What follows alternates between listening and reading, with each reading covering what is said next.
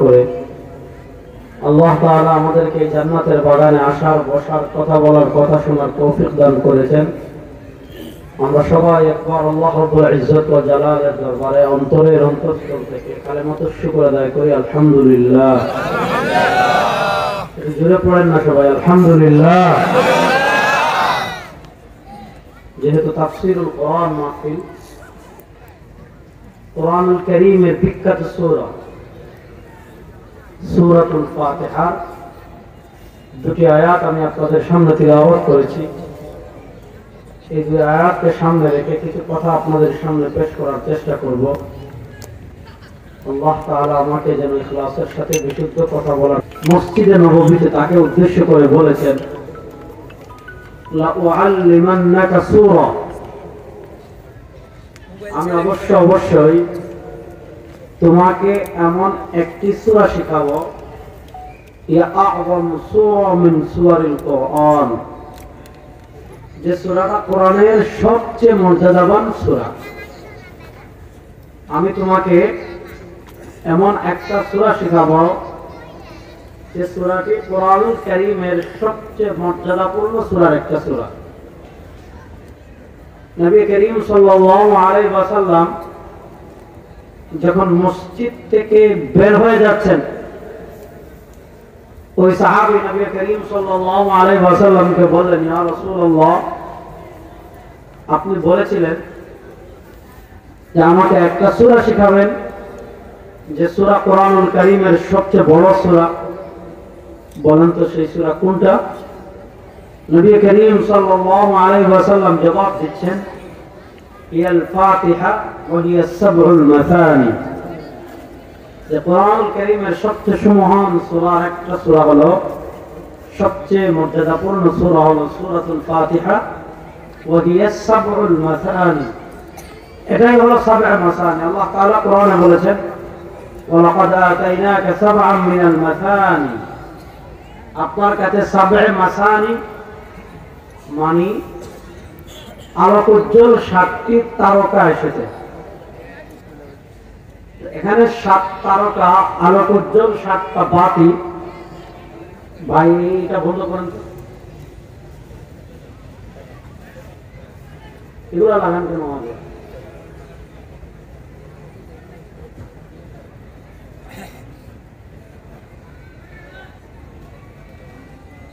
ওয়াজ মাহফিলের রূহ নষ্ট করে ফেলে, বুঝছেন?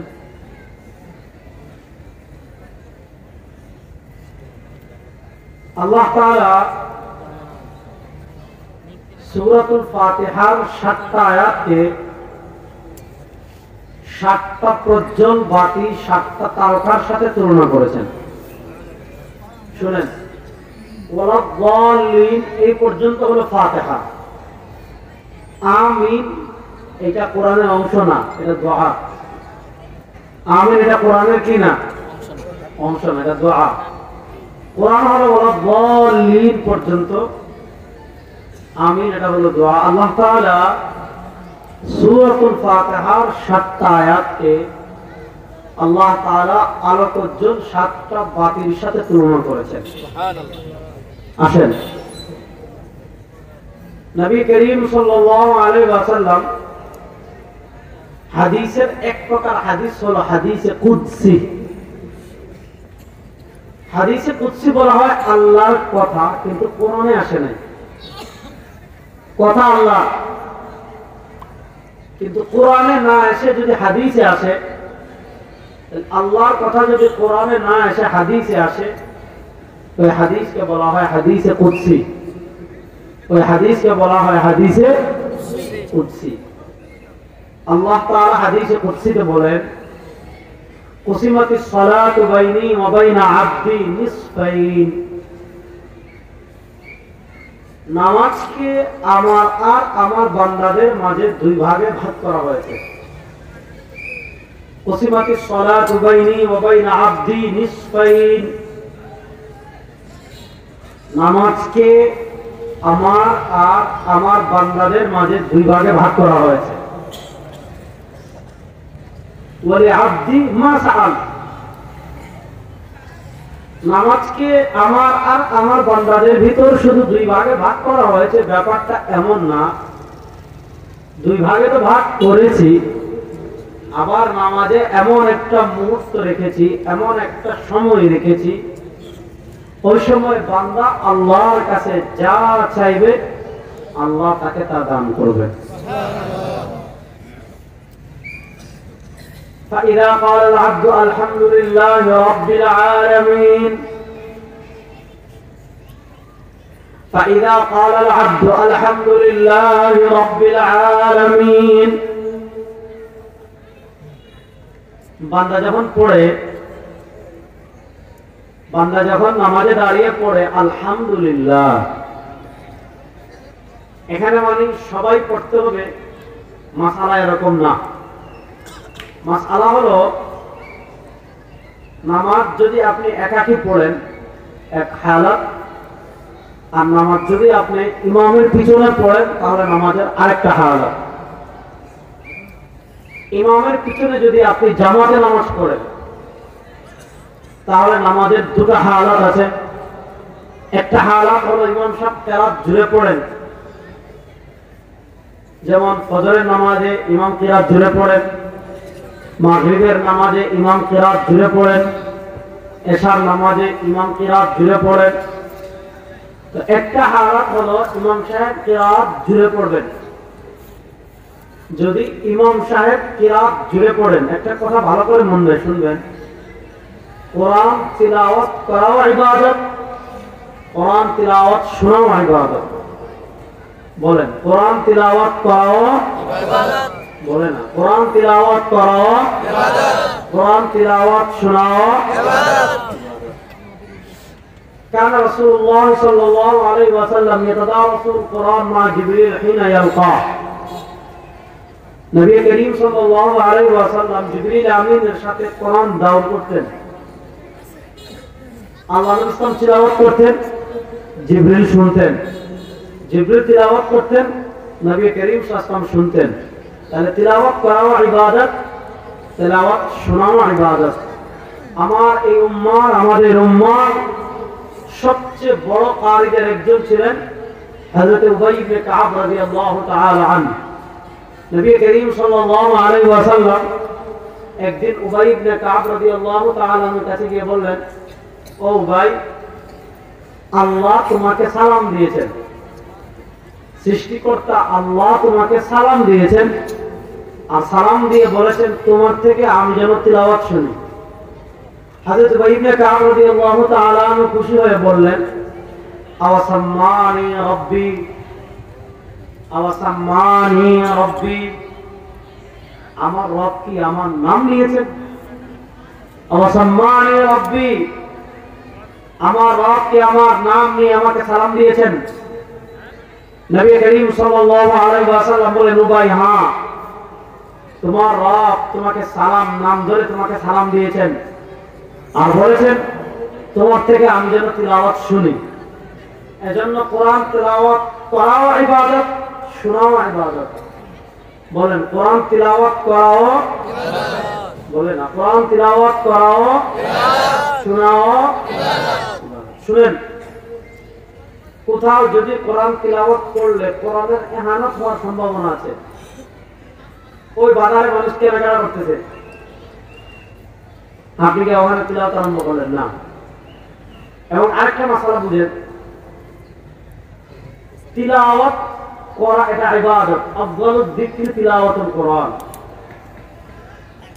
পৃথিবীর সর্বশ্রেষ্ঠ যে কয়েকটা জিকির আছে, যে জিকিরের মাধ্যমে বান্দা আল্লাহর নিকটবর্তী হয়, যে জিকিরের মাধ্যমে বান্দা আল্লাহর নিকটবর্তী হয়ে কাছে যায়, তার ভিতর একটা হলো তিলাওয়াতুল কোরআন, তথা কোরআন তিলাওয়াত করা। মানুষ কোরআন তিলাওয়াত করবে আল্লাহ তাআলার নৈকট্য লাভের জন্য, সওয়াব কামানোর জন্য। আল্লাহ তাআলার সন্তুষ্টি সওয়াব অর্জন করা ছাড়া অন্য কোন উদ্দেশ্যে কোরআন তিলাওয়াত ব্যবহার করা জায়েজ নয়, মাকরুহ তাহরীম। দেখেন আমাদের দেশে অনেকে দেখবেন মোবাইলের রিংটোন রাখে কোরআন তিলাওয়াত, রাখে না? আমাদের দেশে দেখবেন অনেকে মোবাইলের রিংটোন রাখে কোরআন তিলাওয়াত। অনেকে দেখবেন ওয়েলকাম টোন রাখে কোরআন তিলাওয়াত।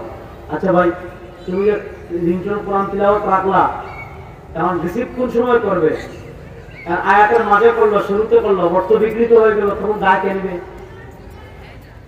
কোরআন তিলাওয়াত এটা ইবাদত।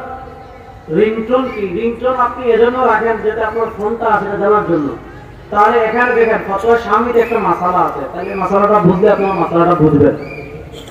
ফতোয়া স্বামীতে একটা মাসালা আছে, কোন ব্যক্তির দোকানে ক্রেতা আসছে, কোন ব্যক্তির দোকানে কে আসছে? ক্রেতা। এখন ক্রেতা আসছে কাপড় কেনার জন্য, ক্রেতা আসছে জিনিস কেনার জন্য, ক্রেতা আসছে আপনার যে কোনো জিনিস কেনার জন্য ক্রেতা আসছে।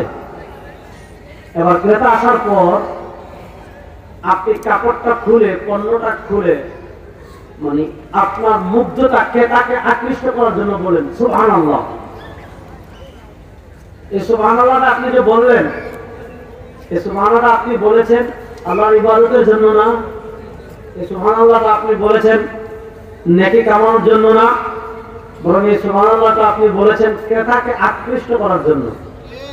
ফুকাহায়ে কেরাম লিখেছেন এটা মাকরুহে তাহরিমি। আপনি যে মোবাইলে রিংটোন রাখলেন তিলাওয়াত, এটা আপনি কেন রাখছেন? আপনার ফোন আসছে এটা জানার জন্য। আপনি যে ওয়েলকাম টোন রাখলেন তিলাওয়াত, কি জন্য?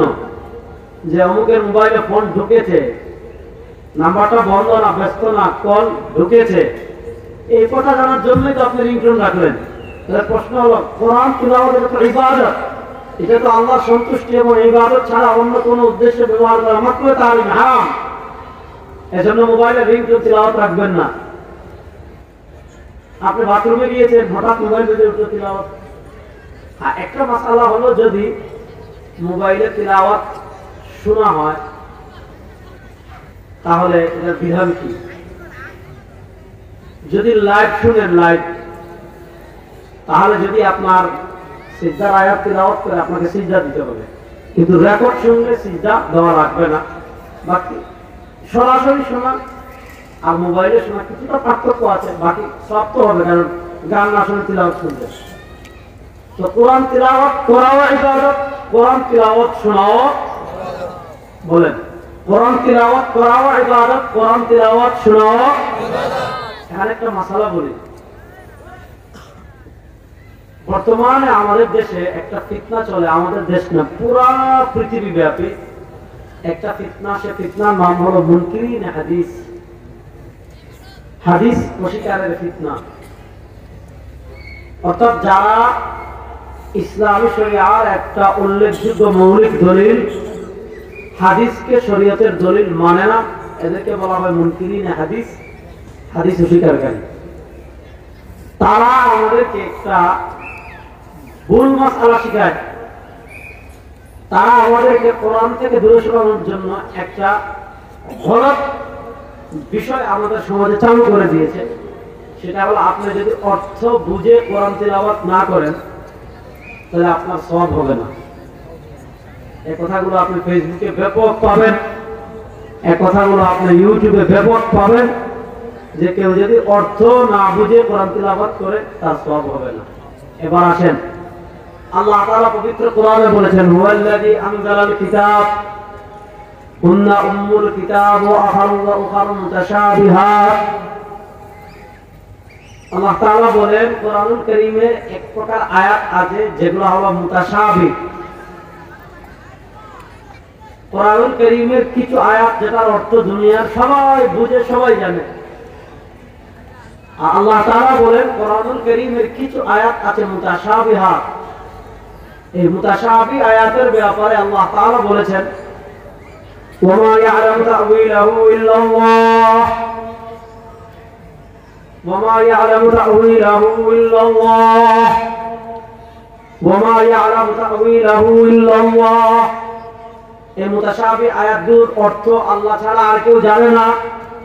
ওয়ার-রাসিখুনা ফিল ইলমি ইয়াকুলুনা আমান্না, যারা রাসিখ ফিল ইলম, যাদের অন্তরে ইলম আছে, তারা বলবে আমান্না, আমরা ঈমান আনছি, অর্থ আমার জানার দরকার নাই। আল্লাহ কোরআন বাস বিশ্বাস করি, এর বাইরে তার অর্থ কি, ব্যাখ্যা কি, বিশ্লেষণ কি আমাদের জানার দরকার নাই। এবার বলেন, আল্লাহ তাআলা কোরআনুল কারীমের কিছু আয়াতের ক্ষেত্রে নিজেই বলেছেন, ওয়া মা ইয়ালামু তা'ওয়িলাহু ইল্লাল্লাহ। কোরআনুল কারীমের আয়াতগুলোর অর্থ আল্লাহ ছাড়া আর কেউ জানে না। এবার আসেন যে আয়াতগুলোর অর্থ আল্লাহ ছাড়া কেউ জানে না। আলিফ লাম মিম অর্থ আল্লাহ ছাড়া কেউ জানে না।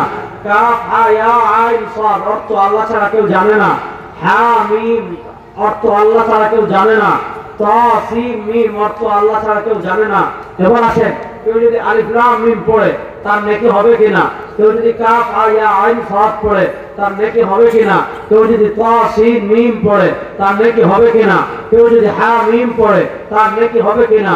সরওয়ার দু আলম সাল্লাল্লাহু আলাইহি ওয়াসাল্লাম হাদিসে বলেছেন, মান ক্বারা হারফান মিন কিতাবিল্লাহ ফালাহু হাসানাহ ওয়াল হাসানাতু বিআশরি আমসালিহা। লাম আকুল আলিফ লাম মিম হারফুন বাল আলিফুন হারফুন ওয়া লামুন হারফুন ওয়া মিমুন হারফুন।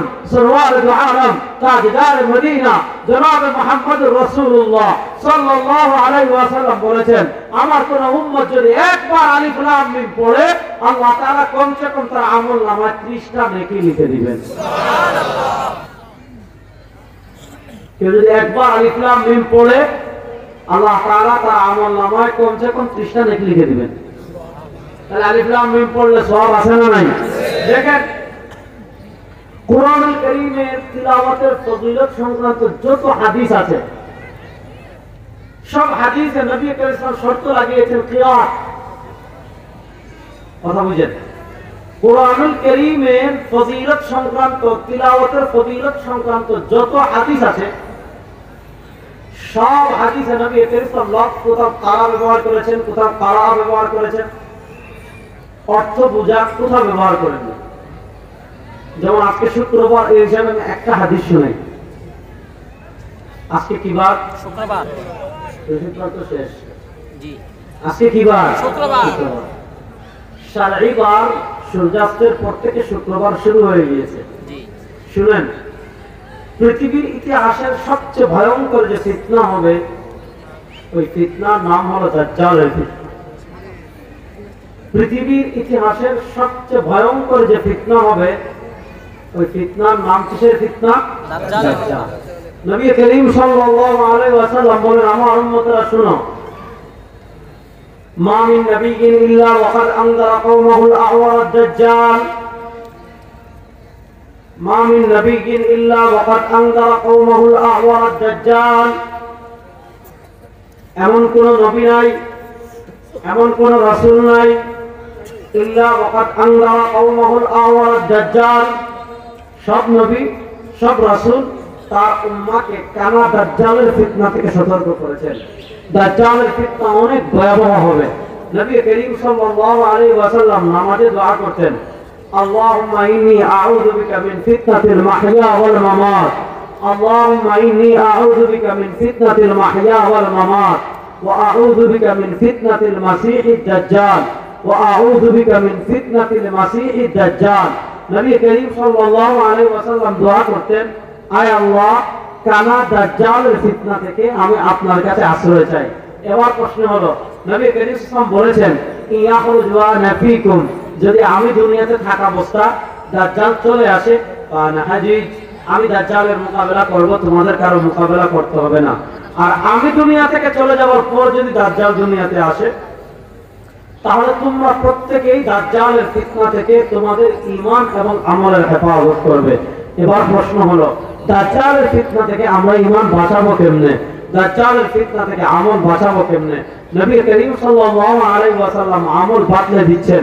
নবী করিম সাল্লাল্লাহু আলাইহি ওয়াসাল্লাম বলেছেন, মান ক্বারাআ সূরাতাল কাহফি ইয়াওমাল জুমআহ, মান ক্বারাআ সূরাতাল কাহফি ইয়াওমাল জুমআহ উসিবা মিনাল ফিতনা ওয়া ইন খারাজা দাজ্জাল।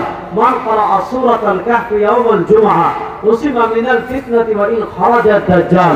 সরওয়ার দু আলম সাল্লাল্লাহু আলাইহি ওয়াসাল্লাম বলেন, আমার কোন উম্মত যদি শুক্রবার সূরাতুল কাহফ তিলাওয়াত করে, বৃহস্পতিবার দিবাগত রাত থেকে শুরু করে শুক্রবার সূর্যাস্ত পর্যন্ত এই দীর্ঘ যে সময় আছে, এই সময়ের মধ্যে আমার কোন উম্মত যদি সূরাতুল কাহফ তিলাওয়াত করে, নবী করিম সাল্লাল্লাহু আলাইহি ওয়াসাল্লাম বলেন, উসিমা মিনাল ফিতনা ওয়া ইন খারাজা দাজ্জাল।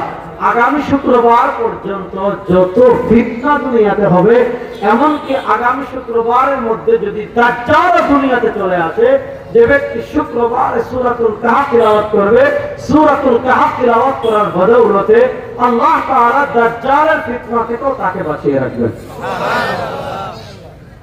এখানে আল্লাহ ইসলাম এটা বলেন নাই যে যারা অর্থ বুঝে পড়বে তাদেরকে বাঁচাবেন, আর যারা অর্থ বুঝে পড়বে না তাদেরকে বাঁচাবেন না। ব্যাপারটা এমন না যে চাকরি ভাইয়া, বরং যারা অর্থ বুঝে তিলাওয়াত করবে তাদেরকে আল্লাহ দাজ্জালের ফিতনা থেকে হেফাজত করবেন। অর্থ না বুঝে তিলাওয়াত করলে আল্লাহ তাদেরকেও দাজ্জালের ফিতনা থেকে হেফাজত করবেন। আগামীকাল সূর্যাস্তের আগে আমরা সবাই সূরাতুল কাহফ তিলাওয়াত করব তো ইনশাআল্লাহ। কারা কারা করবেন দেখি একটু হাত তোলেন। আল্লাহ তাআলা আগামীকাল সূর্যাস্তের আগ পর্যন্ত সূরাতুল কাহফ তিলাওয়াত করার তৌফিক আমাদের সবাইকে দান করেন। আছেন তো কোরআন তিলাওয়াত করাও ইবাদত, কোরআন তিলাওয়াত শোনাও ইবাদত। বলেন, আলোচনার বিষয়বস্তু হারাবেন না। কোরআন তিলাওয়াত করাও ইবাদত, কোরআন তিলাওয়াত শোনাও ইবাদত। বলে না কোরআন তিলাওয়াত করাও ইবাদত, কোরআন তিলাওয়াত শোনাও ইবাদত। আসেন এখন নামাজে যদি ইমাম সাহেব তিলাওয়াত করে, ইমাম সাহেব ফজর তিলাওয়াত করছে, ইমাম সাহেব যোহরে তিলাওয়াত, ইমাম সাহেব মাগরিবে তিলাওয়াত করছে, ইমাম সাহেব এশা তিলাওয়াত করছে, আলহামদুলিল্লাহি রাব্বিল আলামিন আর রহমানির রহিম মালিকি ইয়াউমিদ্দিন ইয়্যাকা না'বুদু ওয়া ইয়্যাকা নাস্তাঈন। ইমাম সাহেব তিলাওয়াত করছে, আপনার কানে এসে তিলাওয়াতের আওয়াজ শুনতেছেন। এখন ইমাম সাহেব ফাতিহা পড়তেছে, এখন আপনি ইমামের পিছনে পড়বেন নাকি চুপ থাকবেন? নবী করিম আল্লাহ তাআলা পবিত্র কোরআনে বলেছেন, ওয়া ইযা কুরিয়াল কুরআন, যখন কোরআন পড়া হবে সেটা নামাজে হোক নামাজের বাইরে হোক। আর সাহাবায়ে কেরাম বলেছেন, ইমাম ইবনে তাইমিয়া রাহিমাহুল্লাহ, শাইখুল ইসলাম ইবনে তাইমিয়া রাহিমাহুল্লাহ ইমাম আহমদ ইবনে হাম্বলের বক্তব্য নকল করেছেন। ইমাম আহমদ ইবনে হাম্বল রাহিমাহুল্লাহ বলেছেন, আজমাআন নাস, দুনিয়ার সকল মানুষ এ ব্যাপারে একমত, আলা আন্না নাযালাত ফিল কুরআন ওয়াল খুতবা, আল্লাহ তাআলা কোরআনুল কারীমের এই আয়াতটা নাযিল করেছেন জুমার দিনের খুতবার ক্ষেত্রে এবং নামাজের কিরাতের ক্ষেত্রে। ইমাম সাহেব যখন খুতবা দিবে, ফাসতামিউ লাহু ওয়া আনসিতু, চুপচাপ মনোযোগ দিয়ে শুনবেন, কথা বলা যাবে না। এমনকি আপনার পাশের ভাই যদি কথাও বলে তাকে আনসিত, চুপ থাকো, এই কথাও বলা যাবে না। মান ক্বালা লি আখি আনসিত ফাকাদ লাগা, নবী ইসলাম বলেছেন, জুমার খুতবা চলাকালীন কেউ যদি তার পাশের ভাইকে বলে আনসিত, চুপ করো, তাহলে এই কথা বলার মাধ্যমেও সে একটা অহেতুক কাজ করেছে। আপনার পাশে যদি তারা কথা বলে গর্ত করে ফেলে, তারপরেও আপনি তাকে চুপ থাকো এই কথা বলতে পারবেন না। আপনার কাজ চুপচাপ কি করা? তিলাওয়াত শোনা। আপনার কাজ কি? চুপচাপ তিলাওয়াত শোনা। কথা মনোযোগ দিয়ে বুঝেন। তাহলে আপনি শুনছেন ইমাম সাহেব কিরাত পড়ছে, আপনি শুনছেন ইমাম সাহেব ফাতিহা পড়ছে, তাহলে আপনার কাজ কি? ফাসতামিউ লাহু ওয়া আনসিতু, আপনি চুপচাপ ইমামের পিছনে কিরাত শুনবেন। এখন প্রশ্ন হলো, যদি ইমাম সাহেব আসতে পড়ে তখন কি করব? দেখেন, ইমাম সাহেব যদি আসতে পড়ে তাহলে আমরা কি করব? নবী করিম সাল্লাল্লাহু আলাইহি ওয়াসাল্লাম, হযরত জাবের রাদিয়াল্লাহু আনহু হাদিস মুসনাদে আহমদে এসেছে, নবী করিম সাল্লাল্লাহু আলাইহি ওয়াসাল্লাম বলেছেন, মান কানা লাহু ইমাম, যদি কেউ ইমামের পিছনে দাঁড়ায়, ফাকিরাতুল ইমামি লাহু কিরাআহ, যদি কেউ ইমামের পিছনে দাঁড়ায় তাহলে ইমামের কিরাতটাই মুক্তাদির কিরাত, আলাদা কিরাত লাগে না। তো আপনি যখন নামাজ, এখন অনেকের মাথায় প্রশ্ন আসছে, তাহলে হুজুর হাদিস তো আছে, লা সালাতা ইল্লা বিফাতিহাতিল কিতাব, নামাজ নাই ফাতিহা ছাড়া। শুনেন, নামাজ নাই ফাতিহা ছাড়া, এই হাদিসটার ব্যাখ্যা সাহাবীরা করে দিয়েছেন। এই হাদিসের ব্যাখ্যা হযরত জাবের রাদিয়াল্লাহু আনহু করেছেন, লা সালাতা ইল্লা বিফাতিহাতিল কিতাব, ফাতিহা ছাড়া নামাজ নাই। কখন? ইযা কানা ওয়াহদা, যখন আপনি একাকী নামাজ পড়বেন। একাকী নামাজ পড়লে প্রত্যেক রাকাতে আপনাকে ফাতিহা পড়তে হবে। আর যদি আপনি ইমামের পিছনে দাঁড়ান তাহলে জুড়ে তিলাওয়াত যদি ইমাম সাহেব করেন আপনি চুপচাপ শুনবেন, আর ইমাম সাহেব যদি তিলাওয়াত আস্তে আস্তে করেন ফাকারাতুল ইমামি লাহু কিরাআহ, তাহলে ইমামের কিরাতটাই মুক্তাদির কিরাত। আসেন, নামাজ আমার আর আল্লাহ তাআলা বলেন নামাজ আমার আর আমার বান্দাদের ভিতর দুই ভাগে করা হয়েছে।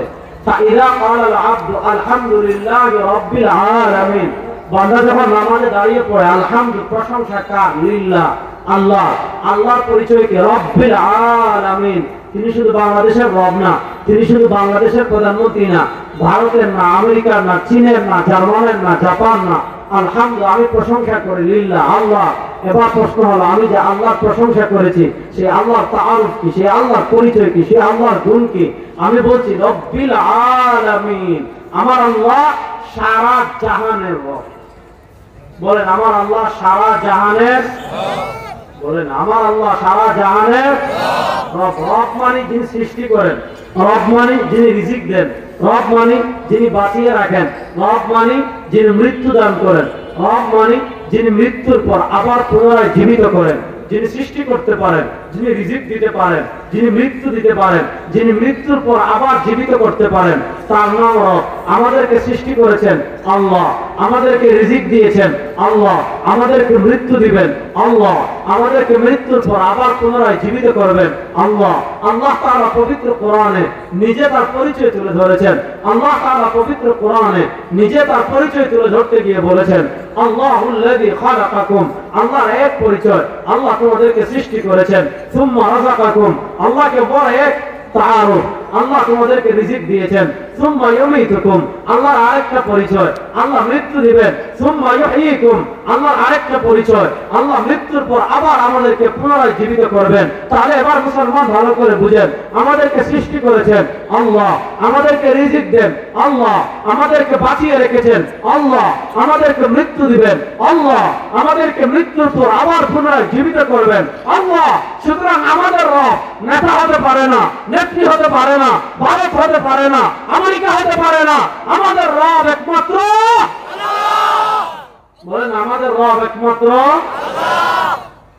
দেখেন আল্লাহ তাআলা নিজে তার একটুকু ক্যাটাগরি লেয়ার স্তর বলেছেন যে আমি সৃষ্টি করেছি, রিজিক দিয়েছি, মৃত্যু দিব, মৃত্যুর পর আবার জীবিত করব।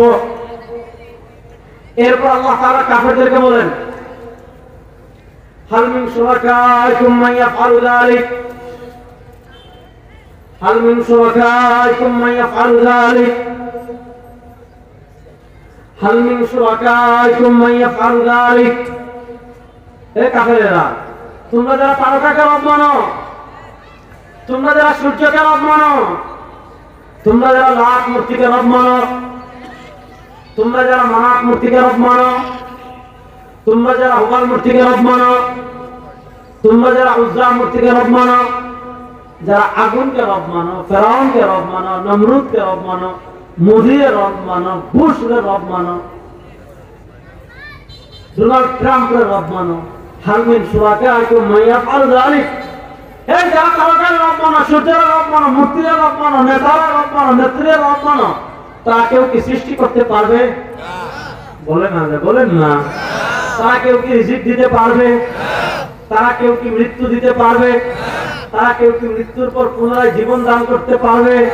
তাহলে এই সব কিছু করেন একমাত্র আল্লাহ। বলেন না, সব কিছু করেন একমাত্র আল্লাহ। বলেন না, সব কিছু করেন একমাত্র আল্লাহ। সুতরাং আলহামদুলিল্লাহ রাব্বিল আলামিন, সমস্ত প্রশংসা আল্লাহ, তার পরিচয় তিনি সারা জাহানের রব। বান্দা যখন নামাজে দাঁড়িয়ে এটা পড়ে আলহামদুলিল্লাহ রাব্বিল আলামিন, আল্লাহ তাআলা ফেরেশতাদেরকে বলেন, ফেরেশতারা যখন আল্লাহ তাআলা মশওয়ারা করেছিলেন, মশওয়ারা না জানিয়েছিলেন যে ইন্নী জাইলুন ফিল আরদি খলিফা, আমি মানুষকে প্রতিনিধি বানিয়ে পাঠাচ্ছি। ফেরেশতারা বলেছিলেন না যে আতাজালু ফিহা মান ইউফসিদু ফিহা ওয়া ইয়াসফিকুদ দিমা ওয়া নাহনু নুসাব্বিহু বিহামদিকা ওয়া নুকদ্দিসু লাক। আয় আল্লাহ, কাকে আপনার খলিফা বানিয়ে পাঠাচ্ছেন? এরা তো আওয়ামী লীগ বিএনপির মাথা ফাটাবে, বিএনপি আওয়ামী লীগের মাথা ফাটাবে, দল একদল আরেকজনের মাথা ফাটাবে, এক হুজুর আরেক হুজুরের মাথা ফাটাবে, সাত পার্টি তাবলীগের সাত লীগ হুজুরদের মাথা ফাটাবে, খালি একজন আরেকজনের রক্ত প্রবাহিত করবে, একজন আরেকজনের মাথা ফাটাই দিবে। ইয়া আল্লাহ আপনার তাসবিহ প্রয়োজন, আমরাই তো যথেষ্ট। আপনার ইবাদতের প্রয়োজন, আমরাই তো যথেষ্ট।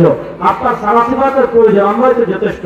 তো ফেরেশতারা বলেছিল এরা খালি রক্তারক্তি করবে, ফেরেশতারা বলেছিল এরা খালি মাথা ফাটাফাটি করবে। কিন্তু বান্দা যখন নামাজে দাঁড়িয়ে পড়ে আলহামদুলিল্লাহি রাব্বিল আলামিন, আলহামদুলিল্লাহি রাব্বিল আলামিন, আলহামদুলিল্লাহি রাব্বিল আলামিন, আল্লাহ তাআলা ফেরেশতাদেরকে বলেন, ফেরেশতারা শোন, হামিদানি আব্দি আও ক্বালা মাজ্জাদানি আব্দি, বান্দা শোন আমার বান্দা আমার প্রশংসা করেছে। তাহলে আমার আল্লাহর পরিচয় তিনি রব। বলেন আমার আল্লাহর পরিচয় তিনি রব। বলেন না আমার আল্লাহর পরিচয় তিনি রব। বলেন না আমার আল্লাহর পরিচয় তিনি রব। এখন সাধারণত কেউ যদি আমাদের মাথায় কি আসে, কেউ যদি সামান্য ক্ষমতার ছোঁয়া পায়, সেটা বৈধভাবে হোক অথবা অবৈধভাবে হোক। আমাদের দেশে তো দেখেছেন গত 15 বছর যারা ক্ষমতায় ছিল তারা বৈধভাবে না অবৈধভাবে? ভয় পান কেন? যদি বলেন একবার গেছে বিনা ভোটে 2013-তে, 2013-তে গিয়েছে বিনা ভোটে। 2018-তে পৃথিবীর ইতিহাস নাই যে দিনের ভোট রাতে হয়ে গেছে, পৃথিবীতে এমন কোন ইতিহাস নাই। 2018-তে বাংলাদেশে আপনারা দেখেছেন দিনের ভোট রাতে হয়ে গেছিল। আর 2024-এ গত বছর আপনারা দেখেছেন নিজেরা ভাগ হয়ে খেলা। অর্থাৎ আপনি কোথাও খেলতে গিয়েছেন, মনে করেন টঙ্গীর সাথে আপনাদের ক্রিকেট খেলা অথবা ফুটবল খেলা, খেলা হবে কোথায়? মনে করেন খেলা হবে চন্দ্রা চৌরাস্তার মাঠে। আপনারা গিয়েছেন, যাওয়ার পর দেখলেন যে টঙ্গীর দলের কেউ আসে নাই। কারণ টঙ্গীর দলের যেহেতু কেউ আসে নাই, আপনারা প্রায় খেলোয়াড়ের 11 জন, সাথে আরো কিছু লোক গিয়েছে, সব মিলিয়ে মনে করেন আছেন 20-25 জন। বলেন এক কাজ করেন, এরা যেহেতু আসে নাই, আমরা 25 জন আছি, চলেন 11 জন করে খেলি। এটা একেবারে দামি খেলা। তো গত বছর দামি নির্বাচন হয়েছিল। আপনি দেখেন অবৈধ সামান্য ক্ষমতা পাওয়ার পর আমাদের দেশের অবস্থা কি হয়ে গিয়েছিল। আপনি যদি তাদের সামান্য বিরোধিতা করেন, আপনাকে জেল দিছে, জুলুম দিছে, হামলা দিছে, মামলা দিছে, আনাগর দিছে, এবং তাদের নেতাদের জুড়ে আমাদের আব্বা বানিয়ে দিছে। আমাদের কি বানিয়ে দিয়েছে? আব্বা বানিয়ে দিয়েছে। আমাদের জাতীয়তাবাদ বাঙালি ন, আমাদের জাতীয়তাবাদ আমরা মুসলিম। বলেন আমাদের জাতীয়তাবাদ আমরা ওই বাঙালি রবি ঠাকুরের থিম, তারা অখণ্ড ভারতে বিশ্বাস করে। এখনো দেখবেন ওই খবিসের দলগুলো যারা গরুর মুখ খায় আর পেশাব খায় আর গরুর গোবর খায়, তারা তাদের মানচিত্রে বাংলাদেশকে তাদের অখণ্ড ভারত ধরে রেখে লটকাই রাখছে। বিজেপি বাংলাদেশ তোমাদের মানচিত্রে নিবা আহেন, যারা আসবেন এগুলো যাইতে পারবেন না, চৌরাস্তায় লটকে রাখবো ইনশাআল্লাহ। যুবকরা প্রস্তুত আছেন তো ইনশাআল্লাহ? পৃথিবীর কোন আধিপত্য পাঠিয়ে আমরা ডরাই? ভারতকে আমরা বলছি তোমাদের মোকাবেলা করার জন্য আমরা সামান্য কেছি যথেষ্ট, আর কিছু লাগবে না। আসবেন ধরে ধরে মুসলমানই দিন, আর কিছু না।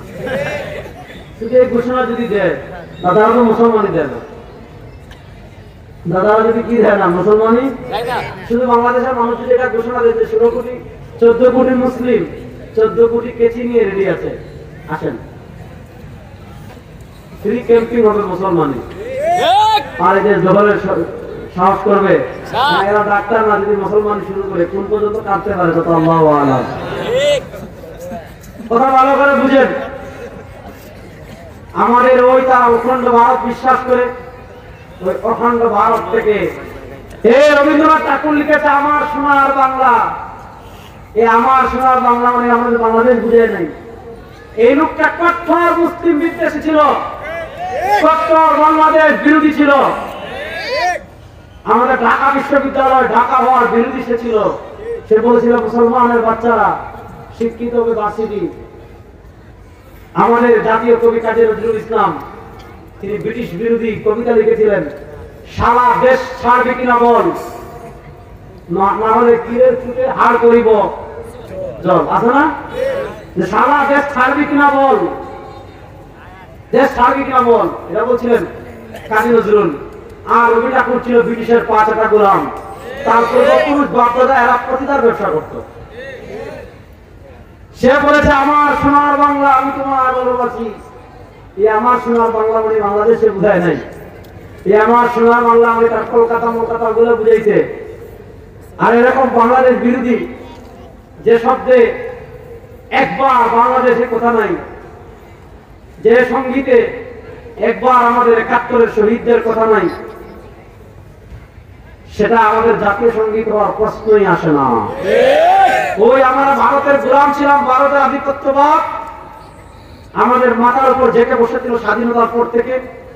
ওই ভারতেরাই রবি ঠাকুরের গানকে আমাদের দেশের জাতীয় সঙ্গীত বানিয়ে ফেলেছে। ওই বাংলাদেশ বিরোধী লোক যে ঢাকা ভার্সিটি ঢাকায় হওয়ার বিরোধী ছিল, এমন বাংলাদেশ বিরোধী লোকের সঙ্গীত আমাদের জাতীয় সঙ্গীত হতে পারে না। জাতীয় সঙ্গীত হবে কাজী নজরুল ইসলাম। দেখেন কাজী নজরুল কতটা প্রাসঙ্গিক। এই ২৪শে জুলাই আগস্টের গণবিপ্লব হলো,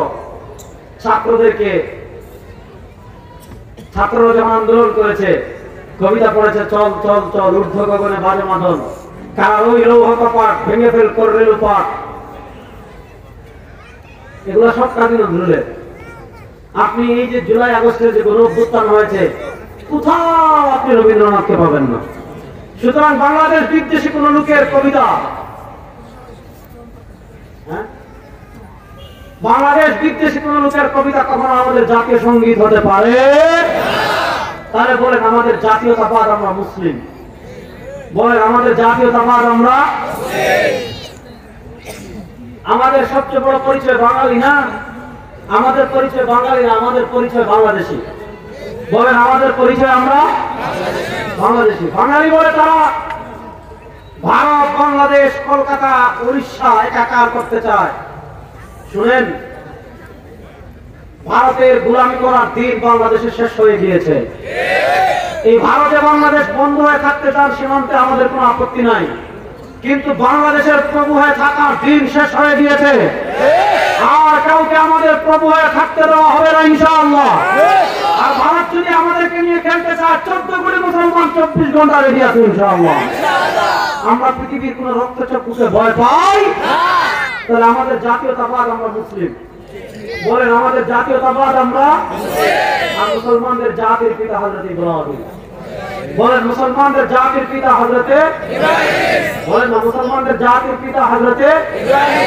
মিল্লাত আবিকুম ইব্রাহিম ওয়া সাম্মাকুমুল মুসলিমিন। আমাদের জাতীয়তাবাদ মুসলিম, আমাদের জাতির পিতা হযরত ইব্রাহিম। এর বাইরে আমাদের কোন আব্বা, এর বাইরে আমাদের কোন চাচা, এর বাইরে আমার জাতির কোন ভাবি, এর বাইরে আমাদের জাতির কোন আংটি আর কিচ্ছু নাই। আমাদের আকীদা আমরা মুসলমান, আর মুসলমানদের আকীদা লাউড এবং ক্লিয়ারলি আল্লাহ কোরআনে বলেছেন মিল্লাত আবিকুম ইব্রাহিম। সরওয়ার দু আলম হাদিসে বলেছেন আনা দাওয়াতু আবি ইব্রাহিম আনা বাশারাতু ঈসা। আমাদের জাতির পিতা হযরত ইব্রাহিম। শুনেন, তো দুনিয়া এটা নিয়ম, সামান্য ক্ষমতার ছোঁয়া পেলে মানুষ কি করতে পারে, জুলুম কি পরিমাণ, জুলুমের মাত্রা কি পরিমাণ হতে পারে, এটা গত 15 বছর বাংলাদেশে আপনারা দেখেছেন। এদেশের শ্রেষ্ঠ সন্তান আলেমদেরকে তারা কি পরিমাণ অবর্ণনীয় নির্যাতন করেছে, কি পরিমাণ অবর্ণনীয় অত্যাচার করেছে। আলেমদের দোষ কি ছিল? কোনো দোষ নাই। এদেশে আলেমদের থেকে ভালো মানুষ, আলেমদের থেকে ন্যায়পরায়ণ মানুষ আর পাবেন না। আলেমদের দোষ একটাই ছিল, তারা ভারতের আধিপত্যবাদ বিরোধী ছিলেন। আমরা 2021-এ বলেছি, 18 বলেছি, 13-তে বলেছি, ভারত বাঁচাতে পারবে না। এই শাহবাগীরা আমাদেরকে বলতো আমরা পাকিস্তানি রাজাকার। আমরা যারা পাঞ্জাবি পরি, আমরা যারা টুপি পরি, আমরা যারা মুখে দাঁড়িয়ে রাখি, আমাদেরকে বলতো পাকিস্তানি রাজাকার। গাজীপুরের মুসলমান আপনারা বলেন, বাংলাদেশের কোন আলেম কখনো পাকিস্তানে পালিয়ে গিয়েছে? বাংলাদেশের কোন আলেম কখনো পাকিস্তানে পালিয়ে গিয়েছে? শুনেন, আমাদেরকে যারা পাকিস্তানি রাজাকার বলতো তারা সব ভারতীয় রাজাকার।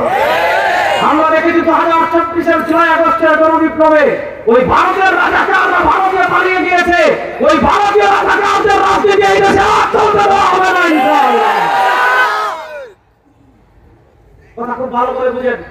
তাহলে দুনিয়ার সামান্য ক্ষমতা পেয়ে আপনারা দেখেছেন গত 15 বছরে ক্ষমতার অপব্যবহার কাকে বলে। ক্ষমতা দোহাই দিয়ে এমন এমন দরবেশ তৈরি হয়েছে গত 15 বছরে। গত পরশু পত্রিকা নিউজ করেছে আমাদের বাংলাদেশের এক দরবেশ 53,000 কোটি টাকা চুরি করছে একদম। উনি আমাদেরকে সহিহ হাদিস শিখাতো,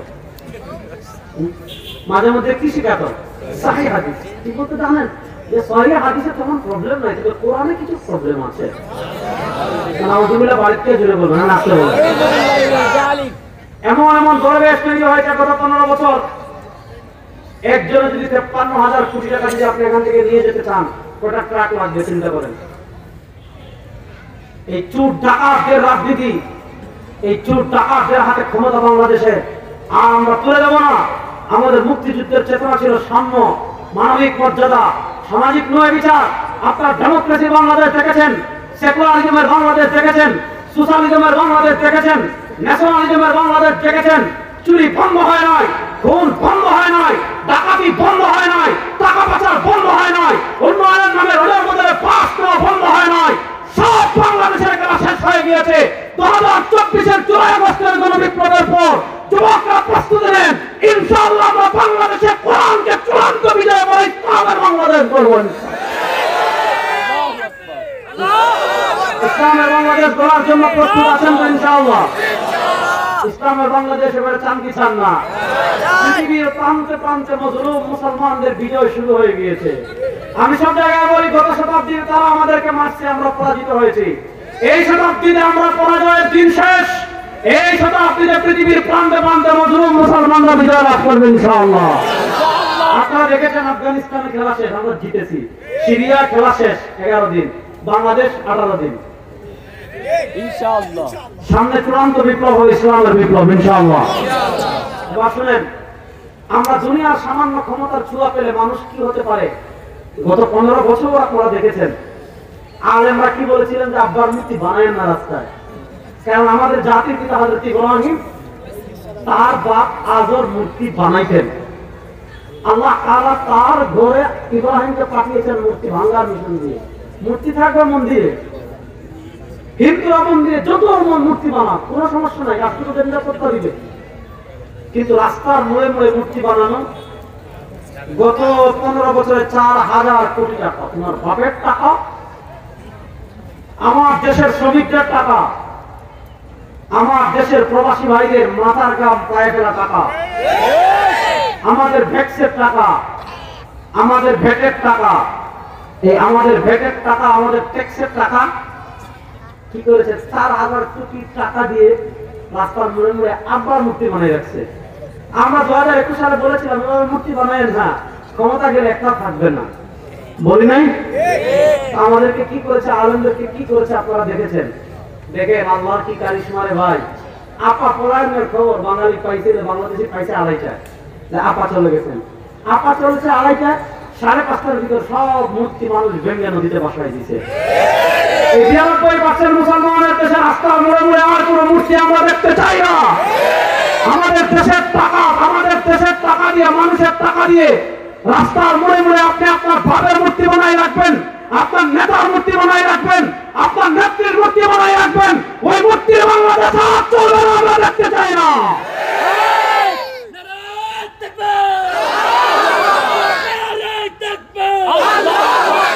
ইসলামের শত্রুরা হুঁশিয়ার সাবধান, ভারতের দালালেরা হুঁশিয়ার সাবধান, আমরা সব আগে চলে। ভারতের দালালদের ব্যাপারে সতর্ক থাকার দরকার আছে না নাই? ওরে বাপ রে বাপ, ভাদ্র মাসের কুত্তা কামড় দিলে মানুষ যেভাবে লাফায়। ভারতের সাংবাদিকদের মাথা খারাপ হয়ে গেছে। ভাই তুই খবর পড়বি, চেয়ারে বসে সুন্দর করে পড়, একবার এদিকে দৌড়ায়, আরেকবার এদিকে দৌড়ায়, আরেকবার এদিকে দৌড়ায়। তো বাংলাদেশ থাকবে না, তা বাপের দেশে যায়। আমরা পৃথিবীর কোন রক্তচক্ষুকে ভয় পাই আর আমরা সেই জাতি মাত্র 313 জন 1000-এর বিরুদ্ধে লড়াই করেছি। আমরা সেই জাতি মাত্র 1000 জন 10,000-এর বিরুদ্ধে দাঁড়িয়ে গিয়েছিলাম। আমরা সেই জাতি 10,000 50,000-এর বিরুদ্ধে দাঁড়িয়ে গিয়েছিলাম।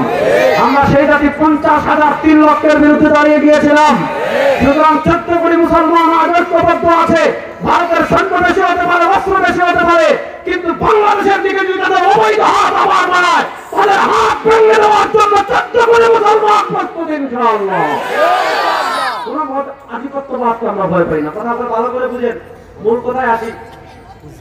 আপনি দুনিয়ার সামান্য ক্ষমতা পেলে মানুষ কি হয়? এখন আপনি মনে করতে পারেন আল্লাহ তো রব্বিল আলামিন, আল্লাহ তো সারা জাহানের রব। আল্লাহ কেমন? আল্লাহ শুধু রবই না, আলহামদুলিল্লাহ রব্বিল আলামিন এরপরে আল্লাহ বাড়িয়েছেন আর রহমান। আমার আল্লাহ শুধু রবই না, আমার আল্লাহ রহমান। কতটুকু রহমান! আপনি সামান্য আওয়ামী লীগকে নিয়ে 5 তারিখ আসরেও, আসর কি 5 তারিখ জোহরের সময়ও একটা লাইক করতে চিন্তা করছেন, একটা স্ট্যাটাস দিতে চিন্তা করছেন, একটা কমেন্ট করতে চিন্তা করছেন, কি জানি কি বিপদে পড়ে যান। তো আল্লাহ তাআলা কত রহমান! যারা যে আল্লাহ সৃষ্টি করলেন, যে আল্লাহ রিজিক দিলেন, যে আল্লাহ মৃত্যু দিলেন, যে আল্লাহ মৃত্যুর পর বাঁচিয়ে রাখবেন, যে আল্লাহ খাবার দিলেন, যে আল্লাহ বৃষ্টি দিলেন, যে আল্লাহ পানি দিলেন, যে নাস্তিকরা সারাদিন ওই আল্লাহকে গালি দে, কোরআনকে গালি দে, ইসলামকে গালি দে, আল্লাহ তাআলা কখনো তাদের খাবার বন্ধ করেছেন? আল্লাহ তাআলা তাদের কখনো রিজিক বন্ধ করেছেন? আলহামদুলিল্লাহ, প্রশংসা আল্লাহ। আল্লাহর পরিচয় কি? রব্বিল আলামিন। আল্লাহর একটা পরিচয় তিনি সারা জাহানের রব। আল্লাহর আরেকটা পরিচয় আর রহমান, তিনি রহমান। আল্লাহর আরেকটা পরিচয় তিনি রহিম। আল্লাহর আরেকটা পরিচয় মালিক ইয়াউমিদ্দিন। এখন যেহেতু রব আল্লাহ, রহমান আল্লাহ, রহিম আল্লাহ, মালিক ইয়াউমিদ্দিন আল্লাহ, মালিক ইয়াউমিদ্দিন মানে বিচার দিনের মালিক, সেদিন কারো ক্ষমতা থাকবে না। লিমানিল মুলকুল ইয়াউম লিল্লাহিল ওয়াহিদিল কাহ্হার। সেদিন আর একক ক্ষমতার মালিক হবেন আল্লাহ। আল্লাহ ছাড়া সেদিন আর কারো ক্ষমতা থাকবে না। শুনেন, এবার আল্লাহর পরিচয় আলহামদুলিল্লাহ, প্রশংসা আল্লাহ। আল্লাহর 1 নম্বর পরিচয় তিনি রব। আল্লাহ 2 নম্বর পরিচয় তিনি রহমান। আল্লাহ 3 নম্বর পরিচয় তিনি রহিম। আল্লাহ 4 নম্বর পরিচয় মালিক ইয়াউমিদ্দিন, তিনি বিচার দিনের মালিক আল্লাহ। এখন রহমান যেহেতু আল্লাহ, রব যেহেতু আল্লাহ, রহিম যেহেতু আল্লাহ, মালিক ইয়াউমিদ্দিন যেহেতু আল্লাহ, সবকিছু যেহেতু আল্লাহ, এবার বান্দা ঘোষণা দিচ্ছে আল্লাহ সব যেহেতু আপনি, ইয়াকা না'বুদু, আল্লাহ আমরা তোমার ইবাদত করি, ও ইয়াকা নাস্তাঈন, এবং তোমারই সহযোগিতা করি, তোমারই সাহায্য কামনা করি। তোমার ছাড়া কারো ইবাদত করব না, তোমার ছাড়া কারো কাছে সাহায্য কামনা করব না। ইয়াকা না'বুদু ওয়া ইয়াকা নাস্তাঈন, আল্লাহ আমরা তোমার ইবাদত করি। তাহলে বোঝা গেল দুনিয়াতে ইবাদত করব একমাত্র কার? আল্লাহ। বলেন, দুনিয়াতে ইবাদত করব একমাত্র কার? আল্লাহ ছাড়া কোনো মানুষের ইবাদত করা যাবে? কোনো পীরের ইবাদত করা যাবে? কোনো খাজার ইবাদত করা যাবে? কোনো মাজারের ইবাদত করা যাবে? ইবাদত করব একমাত্র কার? বলেন না, ইবাদত করব একমাত্র কার? যখন বান্দা এটা ঘোষণা দেয় ইয়াকা না'বুদু, আল্লাহ আমরা তোমার ইবাদত করি, ওয়া ইয়াকা নাস্তাঈন, আল্লাহ আমরা তোমারই সাহায্য কামনা করি, আল্লাহ তাআলা তখন খুশি হয়ে যান। আল্লাহ তাআলা বলেন হাদা বাইনি ওয়া বাইনা আবদি বলে আবদি মা সাআল, এটা আমার আর আমার বান্দাদের মধ্যে। এখন আমার বান্দা যা চাইবে আমি তাকে তা দান করব। এখন চাওয়ারটা যদি আল্লাহ তাআলা আমাদের উপর ছেড়ে দেন, তাহলে আওয়ামী লীগেরা বলবে আল্লাহ আমাদেরকে আবার ক্ষমতা দেন। আপনার মনে করেন যে কন্ট্রাক্টর আছে, রাস্তা পাকা করে ঠিকাদার, সে বলবে আল্লাহ সব রাস্তা ঠিকাদারি আমার দেন। যে মাছ ধরে বলবে আল্লাহ সব মাছ যেন আমার জালে ওঠে। যে গাড়ি চালায় সে বলবে আল্লাহ সব প্যাসেঞ্জার যেন আমার গাড়িতে ওঠে। এখন আল্লাহ তাআলা বলে এখন বান্দা যা চাইবে আমি তাকে তা দান করব। এখন আপনি চাইবেন কি? আল্লাহ তাআলা চাওয়াটাও শিখাচ্ছেন, ইহদিনাস সিরাতাল মুস্তাকিম, আল্লাহ আপনি আমাদেরকে সিরাতাল মুস্তাকিমের পথে চালান, জান্নাতের পথে চালান। এবং সিরাতুল মুস্তাকিম জান্নাতের পথ কোনটা? আল্লাহ তাআলা সেটা নিজে বর্ণনা করে দিচ্ছেন, সিরাতাল লাযীনা আন'আমতা আলাইহিম, আল্লাহর নিয়ামত প্রাপ্ত নবী, সাহাবী, তাবেঈ, তবে তাবেঈ, আইম্মায়ে মুজতাহিদিন, ফুকাহায়ে কেরাম, মুহাদ্দিসিনে কেরাম যেই পথে চলেছেন ওই পথটাই হলো জান্নাতের পথ। এর বাইরে ডানে বামে যত পথ এবং মত তৈরি হবে একটাও জান্নাতের পথ না। তো আমি আজকে যেই কথার মূল কথা হলো যে দুনিয়ার চতুর্মুখী ফিতনার যুগে আমরা ইসলামের ট্রেডিশনাল ধারাকে ফলো করব, অর্থাৎ নবী, সাহাবী, তাবেঈ, তবে তাবেঈ, আইম্মায়ে মুজতাহিদিন, ফুকাহায়ে কেরাম, মুহাদ্দিসিনে কেরাম, মুফাসসিরিনে কেরাম, এই 1400 বছর তাদের মাধ্যমে যে ইসলামটা আমাদের কাছে এসেছে ওই ইসলামটাই আমরা পালন করব। ডানে বামে স্মার্ট ইসলাম, আধুনিক ইসলাম, সহজিয়া ইসলাম, মডার্ন ইসলাম, কত ইসলাম বের হবে, ডানে বামের কোন ইসলামে যাব না। 1400 বছরের একদম ট্রেডিশনাল মৌলিক ইসলামের যে ধারা আছে, আল্লাহ তাআলা ওই ইসলাম পালন করার তৌফিক আমাদের সবাইকে দান করেন। আমিন। ইন আসাবতু ফামিনাল্লাহি ওয়া ইন আখতাতু ফামিন্নি ওয়া মিনাশ শাইতান। সুবহানাকাল্লাহুম্মা